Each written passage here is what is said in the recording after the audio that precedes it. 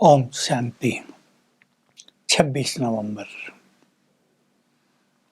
बाबा कह रहे हैं तुम राजयोगी हो, इसलिए तुम्हारा ममत्व कलयुगी विकारी संबंधों में नहीं होना चाहिए।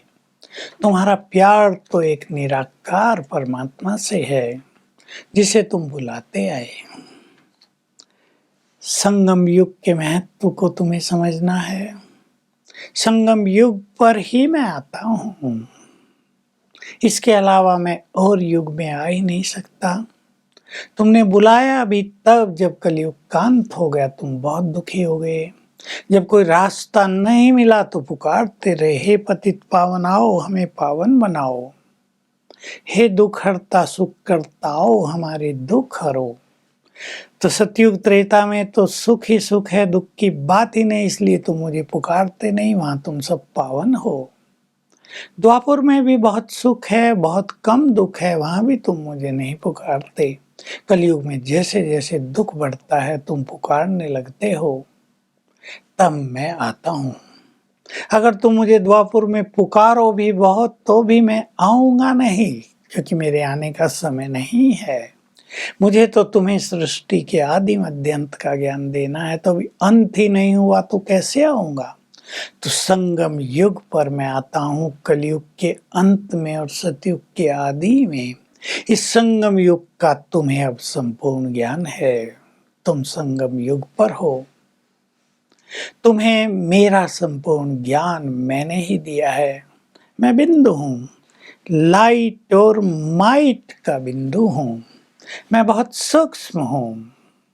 आत्मा भी ऐसे सूक्ष्म है, उसमें भी लाइट और माइट है, लेकिन बड़ा प्रकाश देते हैं ताकि लोग देख सकें।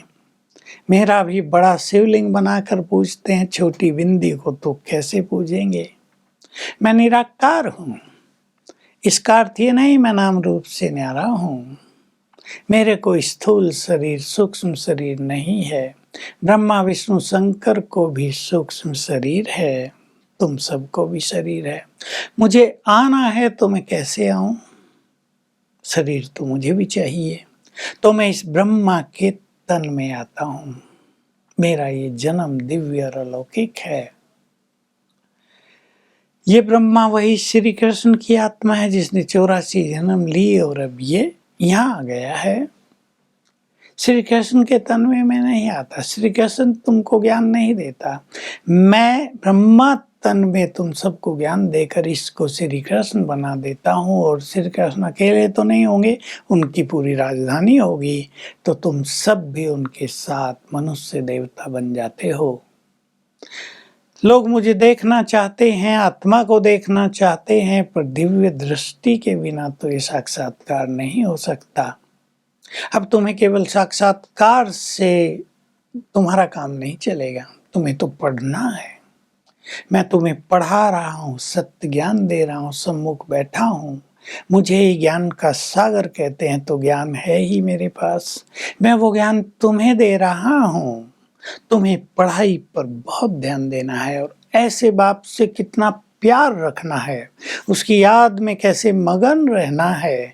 तुम्हें अशरीरी होने का भी बहुत अभ्यास करना है। उन्होंने तो दिखा दिया, वहां भी संगम दिखाया है। एक तरफ कौरव एक तरफ पांडव, बीच में भगवान। विजय पांडवों की हुई, तो अब तुम्हारी विजय होती है। तुम्हें इस पढ़ाई पे बहुत ध्यान देना है। लेकिन बस ये दिखा दिया कि पांडव हिमालय पे गए, पहाड़ों पे गल गए। ये सब गलत दिखा दिया। पहाड़ों पर जाकर पांडवों को मरने की तो बात ही नहीं। उन्होंने स्वर्ग दिखा दिया, ऊपर है, तो हिमालय से चढ़ते हुए ऊपर जा रहे, कहानी बना दी। ऐसे स्वर्ग भी नहीं है। इस धरा पर ही स्वर्ग होता है, उसका समय ही अलग है। बाबा इसका रहस्य बता रहे हो। तुम देहभान को छोड़ते हो, देहभान को गला देते हो। इसको उन्होंने दिखा दिया, देह को गला दिया, देह छूट गई। तुम अशरीरी होने का अभ्यास करते हो और तुम योग बल से शरीर छोड़ते हो। इसकी यादगारें ये सब चलती आती है। सतयुग में भी ये परंपरा चलती रहती है।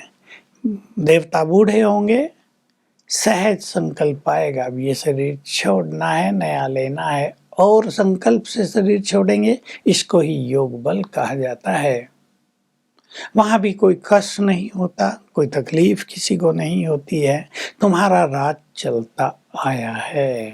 लेकिन ऐसे नहीं कि सतयुग में देह छोड़ने के बाद कोई देवता शांति धाम में चले जाएंगे। सतयुग से कोई भी शांति धाम में नहीं जा सकता। शांति धाम में जाने का पुरुषार्थ तो तुम अब कर रहे हो योग बल से।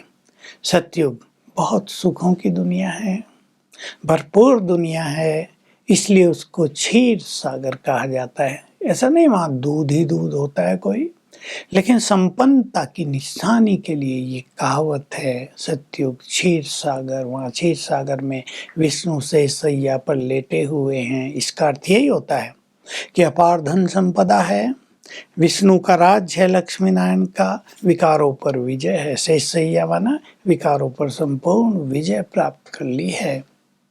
तो तुम मुझे बुलाते थे, मैं सतयुग का राज स्थापित करने आ गया हूँ। अब तुम्हें फील होता है कि बरोबर हमारे पास सतयुग का राज भाग्य था। सागर तो यही होगा वहां भी, लेकिन जैसे सागर आज बटा हुआ है, देश आज बटे हुए हैं, आकाश भी बटा हुआ है, वहां ये बंटवारा नहीं होगा। तुम सबके मालिक होगे। सारा सागर तुम्हारा, सारा आकाश तुम्हारा, सारी धरती तुम्हारी, सारी प्रकृति तुम्हारी। ऐसा राजभाग्य मैं तुम्हें देकर जाता हूँ, इसलिए तुम मेरी महिमा गाते हो, तुम मेरी द्वापुर से पूजा करते आए हो। आज का वरदान है कोमलता को कमाल में परिवर्तित कर माया प्रूफ बनने वाले शक्ति संपन्न भव। कोमलता, सेंसिटिविटी, इमोशनल नेचर, ये सब कमजोरी होती है। कोमल माना जल्दी मुरझा गए, जल्दी खुश हो गए। तुम्हें ये नहीं शक्ति स्वरूप बनना है। कर्म, चेहरा, तुम्हारे नयन, सबसे तुम्हारे शक्ति स्वरूप की भासना है। हाँ, संस्कारों को कोमल तुम्हें अवश्य बनाना है। शक्ति स्वरूप का कवच बना लो, औरा बना लो। मैं मास्टर ऑलमाइटी हूँ, तुम आया इसमें प्रवेश नहीं कर सकेगी। तब तुम कहलाएंगे सच्ची सच्ची शक्तियाँ, शक्ति स्वरूप। स्लोगन है त्रिकालदर्शी की सीट पर बैठकर कर्म करने से माया स्वतः ही भाग जाएगी। तो आज का हमारा बहुत अच्छा अभ्यास चलेगा। अपने को संगम युग पर देखेंगे। बीच में खड़े हैं हम, इधर स्वर्ग है, इधर नरक है। हमें देवलोक में जाना है तो एक सुंदर अभ्यास करेंगे। इधर मैं ब्राह्मण, लेफ्ट साइड में मेरा फरिश्ता रूप, राइट साइड में देव स्वरूप। मैं आत्मा यहाँ से निकली, फरिश्ते स्वरूप में प्रवेश कर लिया, वहाँ से निकली देव स्वरूप में आ गई, वहाँ से निकली ब्राह्मण स्वरूप में आ गई। चिंतन भी करेंगे और ये राउंड लगाएंगे। ओम शांति।